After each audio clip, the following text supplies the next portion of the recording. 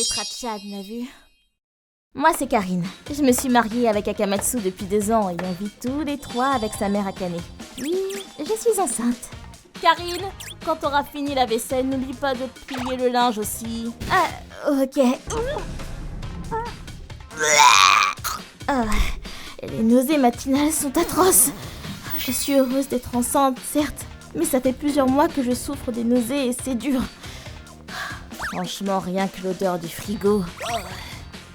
Je souffre de nausées tous les jours et ça m'épuise. J'adorais cuisiner avant, mais ça devient de la torture. Je vais faire un truc vite fait. Tomates, concombres. C'est quoi ça? Tu t'es pas foulé, hein? Désolée, j'y peux rien. Mes nausées sont si fortes que je n'arrive pas à rester en cuisine. Pardon? Ah, t'exagères.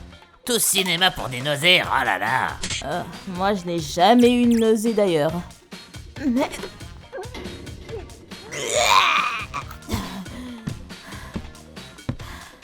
c'est de pire en pire. Dis, tu pourrais éviter de gerber pendant qu'on mange? C'est dégueulasse. Quoi? Bon, c'est pas mauvais. Dépêche-toi de te débarrasser. Mais Karine, t'es sûre que ça va aller en étant aussi fébrile? Si jamais tu fais une fausse couche, ça sera entièrement de ta faute. Résultat, je n'arrivais pas à manger assez pendant 1 mois. Et j'ai perdu 7 kilos. Mais arrivé au 2e mois, ça allait mieux. Et mon bébé grandissait de jour en jour. Vous faites vraiment du bon travail. Le bébé est en pleine forme. Merci infiniment. Dieu merci. Karine, ça va? Je ne peux rien faire pour t'aider. Oui, ça va. Mes nausées se sont calmées aussi. Je m'inquiète surtout sur ce que je devrais faire à l'avenir avec mon mari. J'en ai tellement marre de lui. En vrai, je me demande quoi faire aussi. J'ai appris qu'Iragi me trompait. Quoi? Sérieux? Oui, le pire, c'est que quand je l'ai dit à sa mère, c'est de la faute de l'époux si un mari la trompe. Tu n'as pas su satisfaire ton mari, c'est pour cela qu'Iragi a été voir Akane. Ah, mais c'est ignoble! C'est lui qui est en tort de t'avoir trompé. Pas vrai? Mais notre enfant est encore jeune, du coup, je vais essayer de tenir bon encore un peu. C'est vrai que si je pense à mon enfant, il vaudrait mieux que je tienne bon ainsi. J'ai décidé d'arrêter de songer au divorce, mais... Félicitations, c'est une adorable petite fille. Le bébé est là? Akamatsu, belle maman, c'est une fille. Regarde, elle a ta bouche. Hein? Elle est trop moche. Ma fille, ça? Non, impossible. Ah, on dit souvent qu'on ressemble tous à des singes bébés, mais là, elle est vraiment laide. Horrible. T'as raison, quel dommage. C'est le portrait craché de Karine. Akamatsu, c'est terminé entre nous. Quoi? Karine, qu'est-ce que tu racontes? Non, mais vous entendez? Dire des choses aussi horribles à sa fille n'est pas digne d'un père. Dégagez de là tous les deux! Sur le champ! Non, mais c'était pour rire, hein? Quel culot! Elle est vraiment stupide en prime! La réaction de mon mari lorsqu'il a posé les yeux sur ma fille m'a aidé à prendre ma décision. Qu'elle serait bien plus heureuse si je l'élève seule plutôt que de devoir supporter un père aussi ingrat et une belle-mère aussi méchante. Donc, j'ai décidé de divorcer. Oh, je vois. Tu as raison, ta fille sera plus heureuse comme ça. Non mais oh, Tutuji, comment oses-tu? Comment ça, divorcer? Pour le bien de l'enfant? C'est du n'importe quoi. Un divorce rend toute la famille malheureuse, alors arrête de dire des bêtises, Karine. Quoi?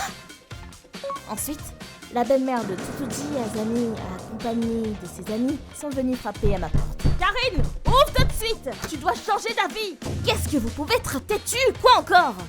Annule ton divorce sur le champ! Oui, tu montres le mauvais exemple! Et puis quoi encore? Le clan des belles mamans essayait de me dissuader car elles avaient peur que leur belle-fille suive mon chemin. Tsutsuji est influencé par tes choix maintenant! Oui, tu comptes faire quoi si tout le monde divorce à cause de toi, hein? Mais qu'est-ce qu'elle raconte? Et puis même si c'est difficile pour toi maintenant, avec ton mari et ta belle-mère, dis-toi qu'un jour, lorsque tu seras à notre place, tu pourras faire ce que tu veux de ta belle-fille. Pardon? Donc, tu n'as qu'à tenir bon jusque-là. Tu sais, en faire voir de toutes les couleurs à sa belle-fille, c'est surtout pour déstresser. Puis, tu n'aurais plus à t'en faire pour ton mari à ce stade. Bref, arrête ton idée de divorce et sois patiente, hein? Hors de question. C'est plutôt vous qui montrez le mauvais exemple, hein?